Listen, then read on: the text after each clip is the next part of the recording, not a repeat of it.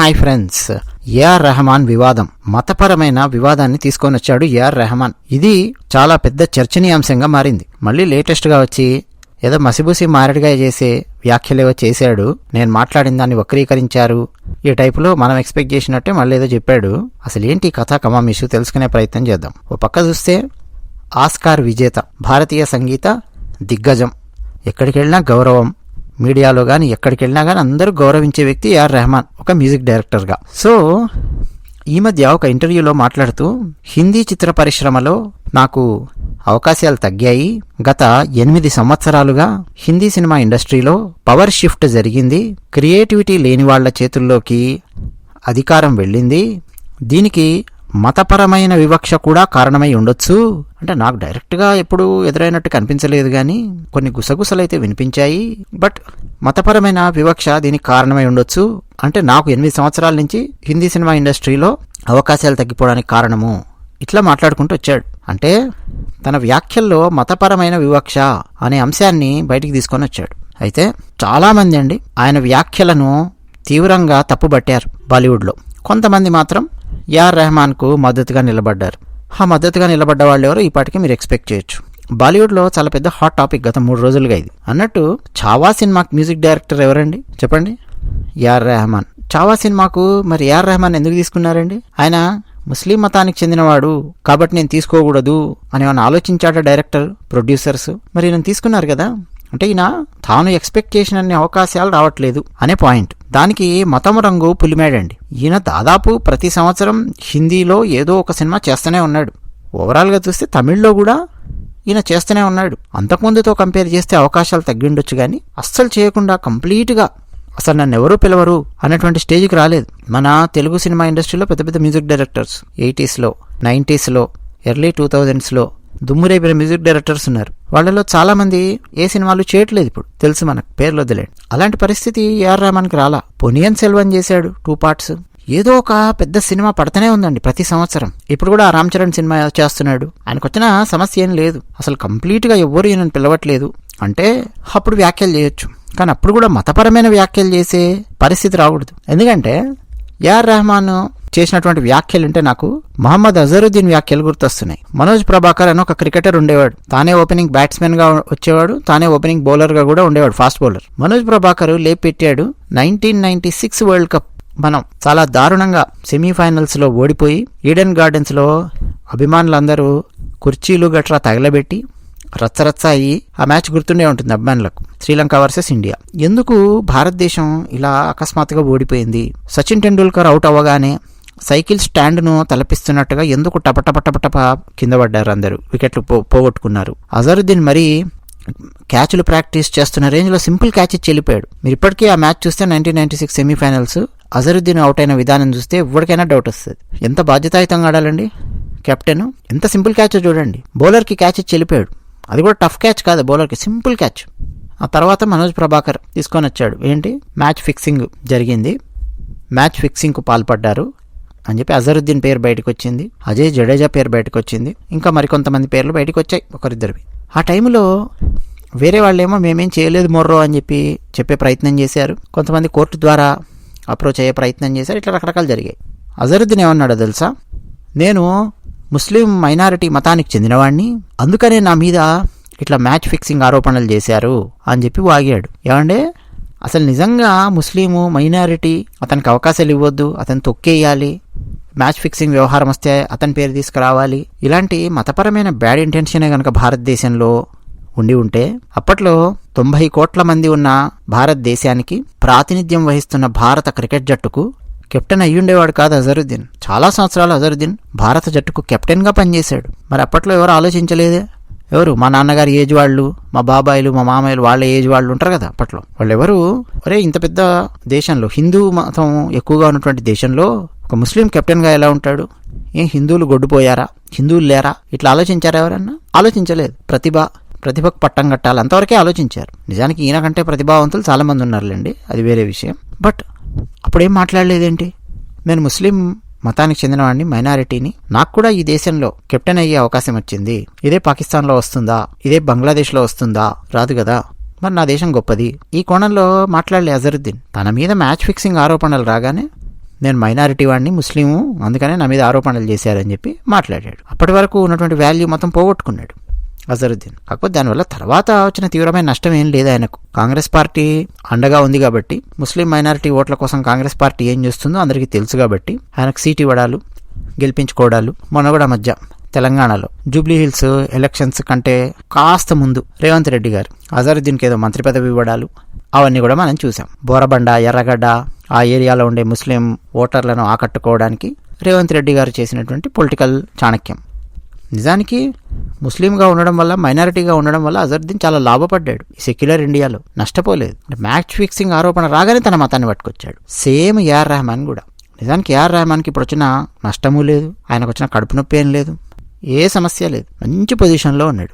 ఇంకా సినిమాలు చేస్తున్నాడు, చాలా హ్యాపీగా సినిమాలు చేస్తున్నాడు. ఆయనతో పాటు స్టార్ట్ చేసినటువంటి చాలా మంది మ్యూజిక్ డైరెక్టర్స్ చేయడం ఆపేశారు, పిలవట్లేదు వాళ్ళని. అవుట్డేట్ అయిపోయారు అని కావచ్చు, కొత్త మ్యూజిషియన్స్, కొత్త నీరు రావడం వల్ల కావచ్చు, చాలా కారణాలు ఉండొచ్చు. లేదు మనీ వల్ల కావచ్చు. పెద్ద మ్యూజిక్ డైరెక్టర్స్ అయితే ఎక్కువ డబ్బులు అడుగుతారు, చిన్న మ్యూజిక్ డైరెక్టర్స్ తక్కువ డబ్బులు అడుగుతారు, ఇట్లా కూడా కావచ్చు. చాలా మంది పెద్ద పెద్ద మ్యూజిక్ డైరెక్టర్స్ చేయట్లేదు, ఆయనతో పాటు కెరియర్ స్టార్ట్ చేసిన వాళ్ళు. ఇంకా ఆయనకు అవకాశాలు వస్తున్నాయి. ఇంకా చావా సినిమాలో అవకాశం వచ్చిందంటేనే మీరు ఆలోచించండి. హిందీలో నాకు ఇంకా అవకాశాలు రావట్లేదని మాట్లాడుతున్నాడు. మతాన్ని పట్టుకొచ్చాడు. బాలీవుడ్ ఎకో సిస్టమ్ అని చెప్పి నేను మాట్లాడుతూ ఉంటాను, గుర్తునే ఉంటుంది మీకు. ఎకో సిస్టమ్ అంటే ఏంటండి? ఏదో పని పాట లేక ఉపయోగించాం ఆ పదాన్ని, ఎకో సిస్టమ్. ఎగ్జాంపుల్ ఇస్తా. ఇప్పుడు ఏఆర్ రెహమాన్ స్టేట్మెంట్స్ ఇచ్చాడు కదా, ఎందులో ఇచ్చాడు? ట్విట్టర్లో ఇచ్చాడా? ఫేస్బుక్కా? యూట్యూబా? ఇన్స్టానా? కాదు, ఒక ఇంటర్వ్యూలో ఇచ్చాడు. ఏ ఇంటర్వ్యూ అది? Open heart with RK Andhra Jyothi ఇంటర్వ్యూవా? లేకపోతే కళంగినార్ టీవీ, తమిళనాడు టీవీ ఆ ఛానలా? లేకపోతే ఎక్కడో ముంబైకి చెందినటువంటి ఛానలా? కాదు, బీబీసీ ఏషియన్ నెట్వర్క్ ఛానల్కు ఇంటర్వ్యూ ఇచ్చాడు. అంతర్జాతీయ న్యూస్ ఛానల్కు ఇంటర్వ్యూ ఇచ్చాడు. Point number 1. అందులో ఈ వ్యాఖ్యలు చేశాడు. Point number 2, AR Rahman interview చేసినటువంటి వ్యక్తి నేషనాలిటీ ఏంటో తెలుసా? ఆ ఇంటర్వ్యూవర్ది పాకిస్తానీ. ఇక చూసుకోండి, ఇంటర్వ్యూ చేసేవాడు పాకిస్తాన్ వాడు. ఇంటర్వ్యూ జరుగుతున్నది బీబీసీ ఏషియన్ నెట్వర్క్, అంతర్జాతీయ ఛానల్. బీబీసీ ఏమేం చేస్తుందో మనం చూస్తూనే ఉన్నాం గత కొంతకాలంగా. మోదీ గారికి వ్యతిరేకంగా ఏమేం చేస్తున్నా చూస్తూనే ఉన్నాం. పాయింట్ నెంబర్ 3, మాట్లాడే వ్యక్తి ఏఆర్ రెహమాన్ ఒక ముస్లిం. పాయింట్ నెంబర్ 4, మాట్లాడినటువంటి విషయము మత వివక్ష ఉంది బాలీవుడ్లో అన్న కోణాన్ని ఎస్టాబ్లిష్ చేశాడు. This is called eco system. అర్థమవుతుంది కదా? ఇది మొత్తం అంతర్జాతీయంగా చాలా చర్చ జరుగుతుంది కదండి. పాకిస్తాన్లో చర్చ జరుగుతుంది, టర్కీలో చర్చ జరుగుతుంది, ఇంకా ఏషియన్ కంట్రీస్లో. ఏఆర్ రెహమాన్ అంటే చాలా ఇష్టపడే అభిమానులు చాలామంది ఆయన ఇంటర్వ్యూ చూస్తారు కదా. కేవలం భారతీయులు కాదు, వివిధ దేశాలకు చెందిన వాళ్ళు. వాళ్ళందరి బ్రెయిన్లోకి ఏం వెళ్తుంది? పాపం ఏఆర్ రెహమాన్ చాలా మంచి మ్యూజిక్ డైరెక్టరు, హిందీలో ఈయనకు అవకాశాలు తగ్గాయంట. దానికి కారణం ఈయన ముస్లిం మతానికి చెందిన వాడు అయి ఉండడం వల్ల అవకాశాలు తగ్గాయంట. అది కూడా గత 8 ఏళ్ల నుంచి అంట. అంటే నరేంద్ర మోదీ ప్రధానమంత్రి అయినప్పటి నుంచి భారతదేశంలో పరిస్థితి ఇది. ముస్లింలను తొక్కేస్తున్నారంట, బాలీవుడ్లో కూడా తొక్కేస్తున్నారంట.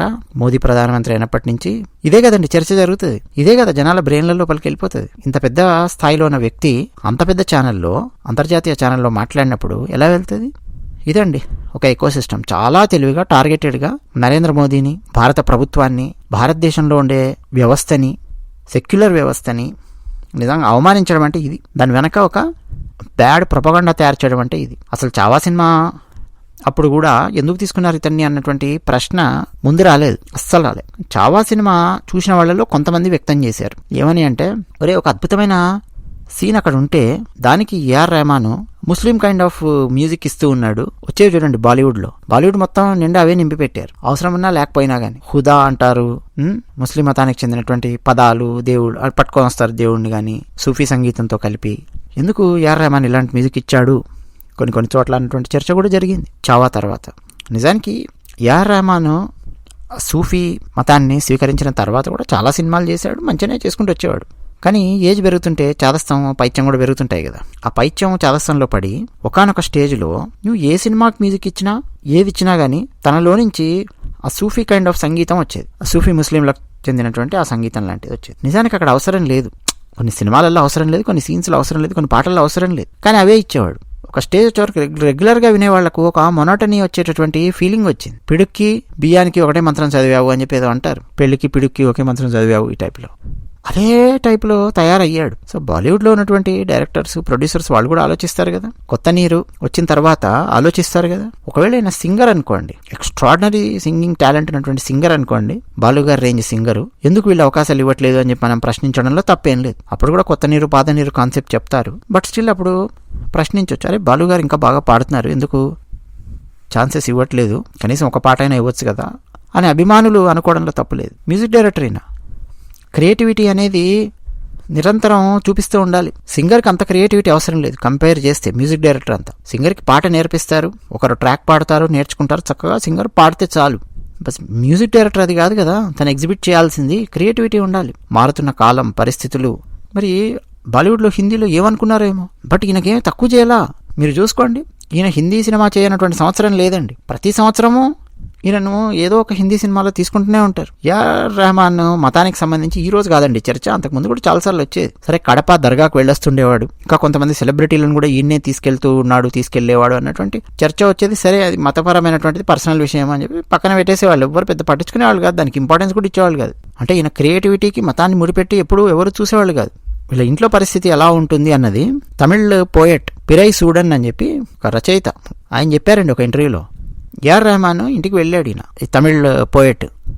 వెళ్తే ఏఆర్ రెహమాన్ తల్లి ఈ లిరిక్స్ రైటర్ని, ఈ పోయెట్ని గుమ్మం దగ్గర ఆపి, ముందు నీ మొహం మీద ఉన్న ఆ తిలకాన్ని తుడుచుకొని అప్పుడు మా ఇంట్లోకి ఎంటర్ అవ్వు అని చెప్పిందంట ఆమె. అంటే అంత మతపిచ్చి, అంత మతానికి సంబంధించిన పైత్యం. ఆ పిరై సూడన్ అనే లిరిక్స్ రైటర్ చక్కగా విభూతి కుంకుమ తిలకాన్ని ఆయన పెట్టుకొని ఉన్నాడండి. చూస్తాం కదా మనం తమిళనాడు స్టైల్లో ఎలా ఉంటుంది ఏంటి అనేది. అయితే ఆయన వెంటనే రిఫ్యూజ్ చేశాడు. నో నేను తుడిచే ప్రసక్తే లేదు, అవసరమైతే నేను ఇక్కడి నుంచి వెళ్ళిపోతాను తప్ప నా విభూతి కుంకుమని నేను ఎందుకు తుడుచుకోనని చెప్పాడు ఆయన, ఆ పోయెట్.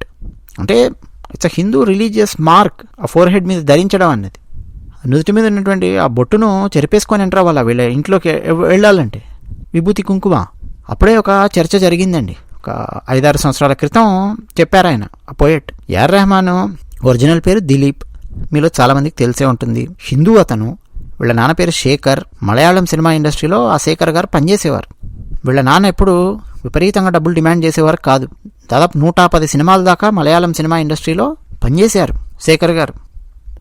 నిర్మాతలను పీడించుకు తినడము, పీక్కు తినడము అదంతా లేదు. మన సూపర్ స్టార్ కృష్ణ గారు ఎలాగైతే ఉండేదో బిహేవియర్ ప్రొడ్యూసర్స్ పట్ల, పోతే పోనీ 4 డబ్బులు పర్వాలేదు, నష్టమేం లేదు, సినిమా చేద్దాంలే, ప్రొడ్యూసర్ బాగుపడతాడులే, సినిమా ముందు బయటికి రావాలి, మనం పైసల కోసం పట్టు కూర్చోద్దు, ఇలా ఉంటుంది నేచర్ కొంతమంది. అలాంటి నేచర్ అనమాట వీళ్ళ నాన్నది. ఆయన ఏం వెనకేసుకోలేకపోయాడు, ఫుల్ పని చేశాడు.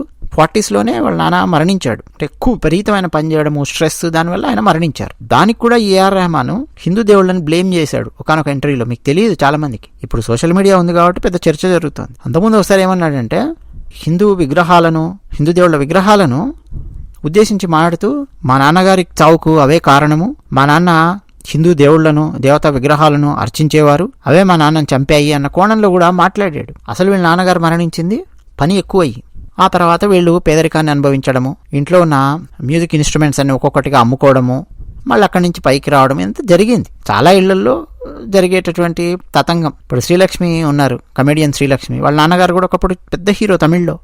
కానీ ఆమె తమ్ముడు రాజేష్ వాళ్ళందరూ మళ్ళీ కెరియర్ స్టార్ట్ చేసుకోవాల్సి వచ్చింది. కొన్ని ఇళ్లలో అటు జరుగుతుంది. నువ్వు దానికి హిందూ దేవుళ్లను, దేవతా విగ్రహాలను వాటిని బ్లేమ్ చేయాల్సిన అవసరం ఉందా? చేశాడు ఏఆర్ రెహమాన్, అది కూడా చేశాడు. సరే, ఆ తర్వాత ఈ ఏఆర్ రెహమాన్ గారి సోదరి, ఆమె ఒకసారి అనారోగ్యం ఉంటే ఆమెకు ఏదో దర్గాకో దేనికో వెళ్ళారు, మొక్కుకున్నారు అని చెప్పి, ఆ తర్వాత ఆమె ఆరోగ్యం బాగుపడింది అని చెప్పి మతం మారారు. చాలా చోట్ల మీరు చూడొచ్చు, దర్గాలు అక్కడ సాహెబ్లు ఏంటంటే కడుతూ ఉంటారు, పొగేస్తూ ఉంటారు. మనలో కూడా చాలా మంది, హిందువులలో కూడా చాలా మంది వెళ్ళి అవి తాయెత్తులు కట్టించుకుంటూ ఉంటారు. వీళ్ళందరూ మతం మారారు. శేఖర్ గారి భార్య కస్తూరి శేఖర్ గారు కాస్త కరీమా బేగం అయ్యారు, దిలీప్ కుమార్ కాస్త ఏఆర్ రెహమాన్ అయ్యాడు. ఇక ఇలాగే వాళ్ళ ఇంట్లో వాళ్ళందరూ మతం మారారు. తర్వాత సైరా బాను అనే అమ్మాయిని ఏఆర్ రెహమాన్ వివాహం చేసుకున్నాడు. అంతేకాదండి, ఏఆర్ రెహమాన్ గారి కూతురు కూడా ఒకానొక సందర్భంలో బుర్కా గురించి మాట్లాడింది. రెహమాన్ కూతురు ఖతీజా రెహమాన్ ఏమని అంటే, నాకు బుర్కా నన్ను ఎంపవర్ చేస్తుంది అని చెప్పి మాట్లాడింది ఆమె. కొంతమంది అడిగారు జర్నలిస్టులో, ఎవరో ఎప్పుడు బుర్కాలో కనిపిస్తారు ఏంటండి మీరు పెద్ద పెద్ద ఫంక్షన్స్కి, ప్రోగ్రామ్స్కి వచ్చినా కానీ అని చెప్పి అంటే, బుర్కా ఎంపవర్స్ మీ అని చెప్పి మాట్లాడింది. అప్పుడు పెద్ద చర్చ జరిగింది. ఇరాన్ లాంటి దేశంలో బుర్కా తీసి అవతల పాడేసి మాకు స్వేచ్ఛ కావాలి అని చెప్పి నినదిస్తున్నటువంటి తరుణంలో మన భారతదేశంలో ఏం జరుగుతుందో మీరు చూడొచ్చు. కొన్ని దేశాలైతే, యూరోపియన్ దేశాలు బుర్కాని డైరెక్ట్ నిషేధించాయి. ఇటలీ ప్రధాని మెలోని మహిళే కదండి ఆమెకి ఇంకా తెలియాలి కదా మహిళలకు సంబంధించిన ఆత్మగౌరవము ఇవన్నీ. ఆమె కూడా నిషేధించింది ఆమె ఇటలీలో. ఎందుకు అని అంటే మాకు సెక్యూరిటీ చాలా ఇంపార్టెంట్. ఎవరు రెఫ్యూజీయో అర్థం కావట్లేదు, ఎవరు ఇల్లీగల్ ఇమిగ్రెంటో అర్థం కావట్లేదు, ఎవరు మగో అర్థం కావట్లేదు, ఎవరు ఆడో అర్థం కావట్లేదు. బుర్కా వేసుకొని కంప్లీట్గా మతపరమైంది అని చెప్పి మగవాళ్ళు కూడా వచ్చేస్తున్నారు. దాంతోపాటు ఎగ్జామ్ రాయడానికి వెళ్ళినప్పుడు ఒకరి ఫోటో హాల్ టికెట్ల మీద ఉంటే మరొకరు వచ్చి బుర్కాలు ఎవరున్నారో చూపించకుండా వెళ్ళి ఎగ్జాములు రాస్తున్నారు కొన్ని దేశాలలో. ఇట్లాంటి చర్చలు జరుగుతూ ఉండేవి. మన హైదరాబాద్ ఓల్డ్ సిటీకి సంబంధించిన చర్చ చాలా సందర్భాలలో జరిగేది. బుర్కా వేసుకొని వస్తారు, ఓట్లు గుద్దేసి వెళ్ళిపోతారు. ఎవరు వచ్చారో తెలియదు, ఎవరు ఓట్లు వేస్తున్నారో తెలియదు, ఏమీ తెలియదు. ఆ ఎలక్షన్ ఆఫీసర్ ఎవరన్నా, ఈవెన్ మహిళ ఉన్నా సరే, ఎవరమ్మా నువ్వు, నీ మొహం చూపించు, నేను చూస్తాను, నీ ఐడి కార్డు ప్లస్ నీ మొహం ఒకసారి వెరిఫై చేస్తాను అని చెప్పి అంటే వాళ్ళు ఊరుకోరు. ఎలక్షన్ ఆఫీసర్స్ను వాళ్ళందరినీ కొట్టి పంపించేవాళ్ళు. హైదరాబాద్ ఓల్డ్ సిటీ మొత్తం ఇదే దందా, అంతా ఎక్స్ప్లాయిట్ చేశారు. మళ్ళీ ఇప్పుడు ఏఆర్ రెహమాన్ బాలీవుడ్లో చాలా మంది ఉతికారేసే వరకు, ముఖ్యంగా కంగనా రనౌత్ చాలా స్ట్రాంగ్గా మాట్లాడిందండి. ఏమందంటే ఆమె ఎమర్జెన్సీ అని, ఆ ఇందిరాగాంధీ ప్రధానిగా ఉన్నప్పుడు ఎమర్జెన్సీలో జరిగిన సంఘటనల మీద మేము సినిమా తీస్తూ ఫస్ట్ ఏఆర్ రెహమాన్ని అప్రోచ్ అయ్యాము. సార్ ఇట్లా ఎమర్జెన్సీ అని చెప్పి సినిమా తీస్తున్నాము, మా సినిమాకు మ్యూజిక్ ఇవ్వండి, మ్యూజిక్ డైరెక్షన్ చేయండి అని చెప్పి ఫస్ట్ ఏఆర్ రెహమాన్ గారి దగ్గరికి వెళ్తే ఆయన ఏం చెప్పాడంటే, మీరు ఒక ప్రొపగండా సినిమా తీస్తూ ఉన్నారు, ఇలాంటి సినిమాలకు నేను మ్యూజిక్ డైరెక్షన్ చెయ్యను అని చెప్పి మాట్లాడాడు. చెప్పింది ఆమె కంగనా రనౌత్. ఎమర్జెన్సీ అనేది ప్రొపగండా ఎందుకు అవుతుందండి? ఎమర్జెన్సీ మీద సినిమా తీయడం అనేది. ఇందిరాగాంధీని ఓడించి ఇంట్లో కూర్చోబెట్టారు ఆ తర్వాత జనం భారతదేశంలో. అంటే ఏఆర్ రెహమాన్ యొక్క ఐడియాలజీ ఎక్కడి నుంచి వస్తుందో ఒకసారి ఆలోచించండి మీరు. కాంగ్రెస్ పార్టీ, ముస్లిం మైనారిటీలు, హిందూ వ్యతిరేక ఐడియాలజీ, భారతీయ జనతా పార్టీ వ్యతిరేక ఐడియాలజీ అక్కడి నుంచి వస్తుంది ఏఆర్ రెహమాన్ యొక్క ఆలోచన విధానం. ఎమర్జెన్సీ సినిమాకి ఎందుకు మ్యూజిక్ ఇవ్వలేదీనా? ఇందిరాగాంధీ చేసినటువంటి అరాచకాలు, దందాలు మొత్తం ఆ సినిమాలో ఉన్నాయి. అందుకని చెప్పి ఈయన మ్యూజిక్ ఇవ్వడానికి రెడీగా లేడు. చావా సినిమాకి సంబంధించి కూడా ఫస్ట్ ఇచ్చాడు, తర్వాత మళ్ళీ ఏదో కొంత నర్మగర్భంగా కొన్ని మాటలు కూడా మాట్లాడాడు. ఎందుకంటే అది కూడా ఇవ్వకపోతే బహుశా అనుకుని ఉంటాడు, చావా కూడా ఇవ్వలేదనుకోండి ఇక వేరే ఇంకెవడు పిలవడు. పోయిన సంవత్సరం చావా తప్ప నాకు తెలిసి ఇంకే పెద్ద సినిమా ఏది రాలా హిందీలో. చిన్నదేమన్నా వచ్చిందేమో కానీ పెద్ద భారీ మనం చెప్పుకోదగ్గ సినిమా ఏం రాలా. అంటే ఈయన ఎన్ని రిజెక్ట్ చేసి ఉంటాడో ఆలోచించండి. ఇట్లా మరి ఈయన రిజెక్ట్ చేయొచ్చా? రకరకాల కారణాల చేత. నీకు చేసే హక్కు ఉంది కదా, మరి అవతలోడు నేను రిజెక్ట్ చేయకూడదా? నువ్వు అప్డేట్ అయిపోయావు, నీ మ్యూజిక్ అవుట్డేట్ అయిపోయింది, లేకపోతే నువ్వు డబ్బులు ఎక్కువ తీసుకుంటున్నావు, నీకంటే తక్కువ డబ్బులకు మంచి మ్యూజిక్ ఇచ్చే వాళ్ళ దగ్గర నేను వెళ్తాను అని చెప్పి వెళ్ళకూడదా వేరే వాళ్ళు? మరి అట్లా ఆలోచించవచ్చు కదా అయినా. మరి నన్ను బాలీవుడ్ రిజెక్ట్ చేయడానికి కారణం నేను ఎక్కువ డబ్బులు చార్జ్ చేయడమే, లేదా నేను వాళ్ళకి కావాల్సిన విధంగా మ్యూజిక్ ఇవ్వడం లేదేమో, ఈ విధంగా ఇతను ఆలోచించుకోవచ్చు కదా. లేదండి, సింపుల్గా బట్టగాల్చి మీద పడేశాడు, మతము అని మీద పడేశాడు. అసలు బాలీవుడ్లో రివర్స్లో జరిగిందండి దందా సంవత్సరాల తరబడి. అంటే ఏంటో తెలుసా, హిందువులను తొక్కేశారు నిజం చెప్పాలంటే. దావుద్ ఇబ్రహీము, డి గ్యాంగులు వాళ్ళు చేసినటువంటి అరాచకాలు, గుల్షన్ కుమార్ హత్యనే చాలా పెద్ద ఉదాహరణ. హనుమాన్ చాలీసా పాడుతున్నాడని, శివుడి పాటలు పాడుతున్నాడని, ఓ దుర్గామాత పాటలు పాడుతూ ఉన్నాడని, ఓ రాముడి పాటలు, కృష్ణుడి పాటలు పాడుతున్నాడు అని చాలా స్ట్రాంగ్ గా హిందువులందరినీ ఒకతాటి మీదకి నడిపించడానికి కావాల్సినటువంటి సరంజామా అంతా గుల్షన్ కుమార్ నుంచి వస్తోంది అని చెప్పి, గుల్షన్ కుమార్ని మాకు కోట్లాది రూపాయల డబ్బులు ఇవ్వు అని చెప్పి ఫోన్లు చేసి బెదిరిస్తే నేను ఇవ్వనురా అని చెప్పి గుల్షన్ కుమార్ మాట్లాడితే ఇద్దరిని పెట్టి 4 రోజులు రెక్కీ నిర్వహించి ముంబైలో ఒక శివుడి దేవాలయానికి వెళ్ళి వెనక్కి వస్తూ ఉంటే వెంటాడి 16 బుల్లెట్లు బాడీలో దింపారు గుల్షన్ కుమార్కి. ఆ టైములో నదీం శ్రవణ్ అనే మ్యూజిక్ డైరెక్టర్స్ ఉండేవాళ్ళు. నదీం పేరు బయటకు వచ్చింది. ఈ నదీం అనే వ్యక్తే గుల్షన్ కుమార్ని లేపేయడానికి కావాల్సినటువంటి టిప్స్ అన్నీ ఇచ్చాడు. ఎక్కడెక్కడికి వెళ్తున్నాడు ఏంటి గుల్షన్ కుమార్ అని. ప్లస్ గుల్షన్ కుమార్ చావుకు ఈ నదీం కూడా ఒక కారణము. అతనే డి గ్యాంగ్ను అప్రోచ్ అయ్యాడు అని చెప్పి అప్పట్లో ఉన్నటువంటి పోలీసు వర్గాలు అని కొన్ని బయట పెట్టడము, చర్చ వస్తే దెబ్బకు నదీం అనేవాడు ఇండియా వదిలేసి లండన్ పారిపోయాడు. చాలా సంవత్సరాల వరకు రాలేదు, ఇంకా ఇప్పటివరకు కూడా రాలేదనే నా ఉద్దేశ్యం. దాని మీద నేను ఎప్పుడు వెరిఫై చేయలేదు. కానీ నదీం ముస్లిం, అంటే అతన్ని బాగా హైలైట్ చేయాలి, అతన్ని పైకి తీసుకురావాలి అన్నటువంటి plan D gang, Dawood Ibrahim gang. హిందువులుగా ఉన్నటువంటి వాళ్ళు ఎవరన్నా సరే కాస్త ముందుకు పైకి వెళ్తూ ఉన్న ప్రొడ్యూసర్స్ కానీ డబ్బులు వసూలు చేయడాలు, బెదిరించడాలు, దందాలు ఇవన్నీ చాలా చేశారు దావుద్ ఇబ్రహీం అండ్ కో. అంటే ఏఆర్ రెహమాన్ మాట్లాడుతున్న దానికి రివర్స్ ఈజ్ ట్రూ. మతపరమైన కోణంలో కనుక అసలు పైకి రానివ్వకూడదు అనుకుంటే అమీర్ ఖాన్, షారుఖ్ ఖాన్, సల్మాన్ ఖాన్ ఇంట్లో కూర్చునేవాళ్ళు. కనీసం అమీర్ ఖాన్, షారుఖ్ ఖాన్ యాక్టింగ్ అన్నా చాలా బాగా చేస్తారు. ఆ సల్మాన్ ఖాన్కి ఏమొచ్చు చెప్పండి? ప్రోటీన్ పౌడర్ దీన్ని చొక్కా అయిపోయి కండలు చూపించడం తప్ప, ఒకటే స్టోన్ ఎక్స్ప్రెషన్ తప్ప ఏమీ చేత కాదు. బిగ్ బాస్ యాంకరింగ్ గురించి మాట్లాడట్లే సల్మాన్ ఖాన్ది, నేను మాట్లాడుతున్నది యాక్టింగ్ గురించి మాట్లాడుతున్నా. సినిమాల్లో ఏమీ చేత కాదు, మన నెత్తి మీద వేసి రుద్దుతూ ఉన్నారు. మన గ్యాల్వాన్కి సంబంధించిన టీజర్ రిలీజ్ అయింది, చూడండి. దబాంగ్ సినిమాలో డాన్స్ చేసేటప్పుడు ఎలాంటి మ్యూజిక్ ఆ ఫేషియల్ ఎక్స్ప్రెషన్స్ ఇస్తాడో సేమ్ అవే ఎక్స్ప్రెషన్స్ ఇస్తున్నాడు ఆ గ్యాల్వాన్ సినిమా ట్రైలర్లో కూడా. నెత్తి మీద వేసి రుద్దారా లేదా, రుద్ది రుద్ది రుద్ది రుద్ది రుద్ది అలవాటు చేశారా లేదా? ఎందుకంటే వాళ్ళ నాన్న చాలా పెద్ద రైటరు, బాలీవుడ్లో షోలే లాంటి సినిమా రాశాడు, డాన్ లాంటి సినిమా రాశాడు, నెత్తి మీద వేసి రుద్దారు. అట్లా చాలా మందిని రుద్దారు. నువ్వు వాళ్ళ గురించి మాట్లాడు. రెహమాన్ అసలు ఏఆర్ రెహమాన్ తమిళ్లో ఎన్ని సినిమాలు చేస్తున్నాడండి? అంతకుముందు సంవత్సరానికి ఒకనొక టైంలో 10-12 చేసేవాడు. ఆ తర్వాత గత 10 ఏళ్లలో చూస్తే 5, 6, కొన్ని సంవత్సరాలలో 3, 4 అలా కూడా చేశాడు. 1-2 పెద్ద సినిమాలు వస్తే 2-3 చిన్న సినిమాలు, మిడిల్ లెవెల్లో ఉండే సినిమాలు, బడ్జెట్ సినిమాలు అలాంటివి కూడా చేసుకుంటూ వస్తున్నాడు ఏఆర్ రెహమాన్. ఎందుకంటే వేరే వేరే మ్యూజిక్ డైరెక్టర్స్ వచ్చేసారు కదా, బ్యాలెన్స్ అవుతుంది అట్లా ఇండస్ట్రీ. ఈయన గౌరవానికి ఏం తక్కువ లేదు. అసలు ఈయనను మించినటువంటి మహా మేధావి, ద గ్రేట్ మ్యూజిక్ డైరెక్టర్ అండి ఇళయరాజా గారు. ఆయన ఎన్ని సినిమాలు చేస్తున్నారు చెప్పండి సంవత్సరానికి? చాలా తక్కువ. ప్లస్ 80sలో ఉన్నారు ఇళయరాజా గారు ఇప్పటికీ. ఆయన చక్కగా మంచి కార్యక్రమాలలో పాల్గొంటూ, ఆ మధ్య మోదీ గారు గంగయ్య కొండ చోళపురానికి వెళితే అక్కడ ఇళయరాజా గారు పర్ఫార్మెన్స్ ఇచ్చారు. చక్కటి కార్యక్రమాలు చేసుకుంటూ వచ్చిన సినిమాలు 1-2 చక్కగా చేసుకుంటూ ఉన్నారు. ఇళయరాజా గారి కిరీటం ఏమైనా కింద పడిందా? ఇలాగే ఆయన కూడా మతపరమైనటువంటి కామెంట్స్ చేశాడా? మీకు ఇంకోటి చెప్పనా, మన తెలుగు న్యూస్ ఛానల్స్లో ఒకనొక న్యూస్ ఛానల్ కొన్ని సంవత్సరాల క్రితం ఇంటర్వ్యూ చేయడానికి ఇళయరాజా గారి దగ్గరికి వెళ్ళింది. ఇళయరాజా గారు చక్కగా నమస్కారం పెట్టారు, కూర్చోబెట్టారు. వాళ్లకు ఇడ్లీ, వడ, కాఫీ అన్నీ ఇచ్చారు, కూర్చోబెట్టారు. ఇంకా ఇంటర్వ్యూ స్టార్ట్ అయింది. ఫస్ట్ క్వశ్చన్ ఈడేమేశాడో తెలుసా?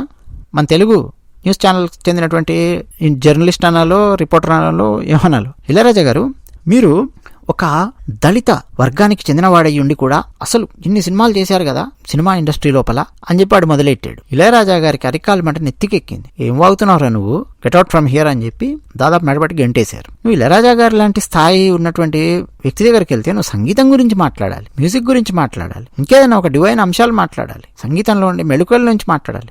లేదు కొన్ని సినిమాలకు కొన్ని పాటలు ఇవ్వడానికి ఆయన ఎలాంటి ఇన్స్పిరేషన్ తీసుకున్నారో దాని గురించి మాట్లాడాలి. పోనీ అంతర్జాతీయ సంగీతం గురించి మాట్లాడాలి, భారతీయ సంగీతం గురించి మాట్లాడాలి, ఓ త్యాగరాజ స్వామి వారి గురించి మాట్లాడాలి. అవునా కదా? నువ్వు ఇవన్నీ మాట్లాడకుండా ఈడు అంటే నిరంతరం కులం కులం కులం కులం అని చెప్పి అదే వాగుతూ, మన ఆంధ్రప్రదేశ్కి చెందినటువంటి న్యూస్ ఛానలే, పేరొద్దులేండి, అక్కడ వెళ్ళి మీరు దళిత వర్గానికి ఈ మొదలెడితే చిరాకు వచ్చింది ఆయనకి. అంటే he doesn't entertain all these, he doesn't care. ఈ క్యాస్ట్కి సంబంధించిన గోలా ఇవన్నీ అవసరం ఉంటే తప్ప, మతానికి సంబంధించి కూడా అవసరం ఉంటే తప్ప ఆయన మాట్లాడరు.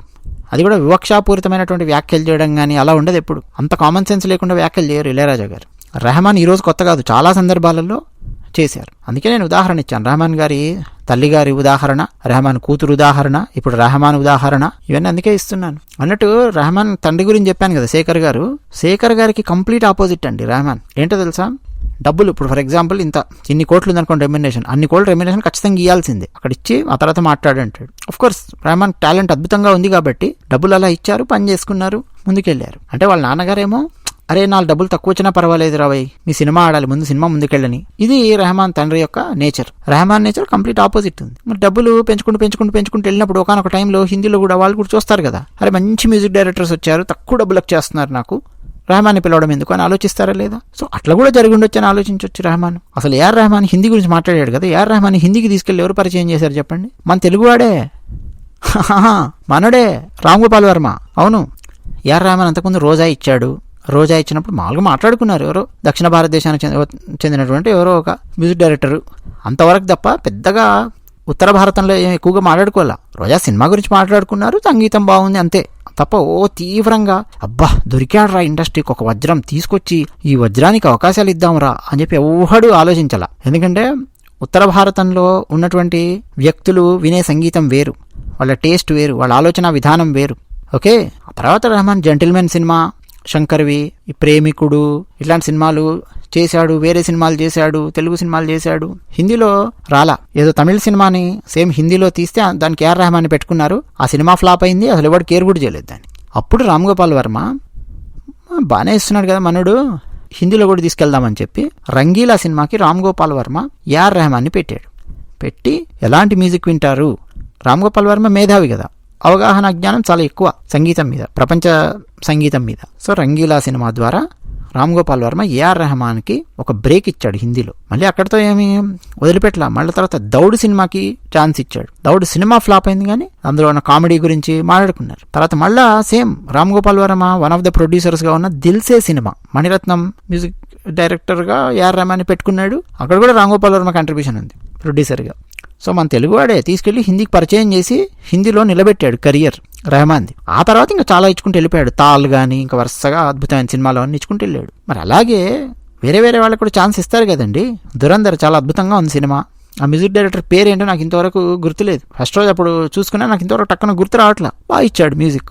మళ్ళీ దురంధర్లో పాత పాటలు కూడా వాడారు. హవా హవా పాట పాడారు, ఉపయోగించారు. సంజయ్ దత్ ఎంట్రీ అప్పుడు హవా హవా ఏ హవా ఆ సాంగ్ ఉపయోగించారు. మోనికా మై డార్లింగ్ ఆ పాట ఉపయోగించారు. ఆ బైక్ సాంగ్ అప్పుడు రణ్వీర్ సింగ్ ఆ పెళ్లిలో సర్వ్ చేయడానికి వెళ్ళి అక్కడ రామాండ్ డకాయిట్ కొడుకుని కాపాడుతాడు చూడండి. ఆ టైంలో కూడా యాక్షన్ సీక్వెన్స్ లో ఒక పాత పాట ఉపయోగించారు. ప్లస్ దాంతోపాటు దురంధర్ కోసం ఉపయోగించినటువంటి పాటలు కానీ బ్యాక్గ్రౌండ్ కానీ చాలా కొత్తగా ఉంది, చాలా అద్భుతంగా ఉంది. మరి అలాంటి మ్యూజిక్ డైరెక్టర్స్ గొప్ప గొప్ప వాళ్ళు, కొత్త కొత్త వాళ్ళు వస్తూ ఉంటే వాళ్ళకి కూడా అవకాశాలు రావాలి కదా, ఇస్తారు కదా.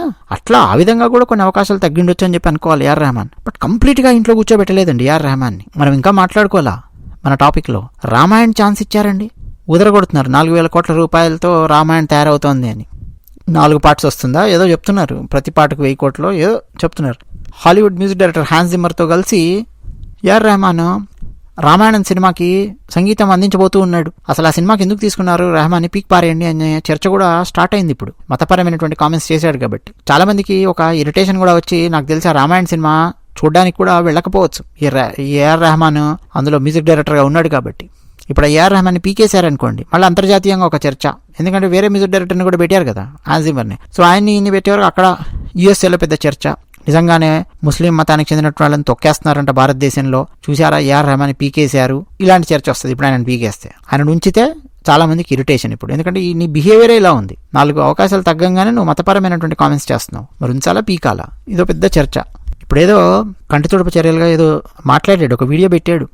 భారతదేశం నాకు ఇల్లు, ఇక్కడే నేను సంగీతం నేర్చుకున్నాను, భారతీయ సంస్కృతి సంప్రదాయాలే నాకు గురువులు, నేనెప్పుడూ దేశాన్ని లేదా ప్రజలను విమర్శించలేదు, భారత్ నాకు ఎప్పటికీ స్ఫూర్తి, సంగీతము కళాకారులకిచ్చే గౌరవం తగ్గుతుందన్నదే నా ఉద్దేశ్యము, ఒకప్పుడు సంగీతానికి ఉన్న ప్రాధాన్యం ఇప్పుడు తగ్గిపోతోంది, కమర్షియల్ అంశాలే ఎక్కువ అవుతున్నాయి, నా వ్యాఖ్యలను మతంతో ముడిపెట్టి చూడడం సరికాదు. ఈ డైలాగులన్నీ కొట్టాడు. నాయనా అసలు మతం గురించి మాట్లాడింది నువ్వే కదా నాయనా, అసలు ఎవరు మాట్లాడారు? నువ్వే కెలికిపెట్టి నువ్వే మాట్లాడి నా వ్యాఖ్యలను మతంతో ముడిపెట్టి చూడడం సరికాదు అని చెప్పి ఇప్పుడు మాట్లాడుతున్నాడు.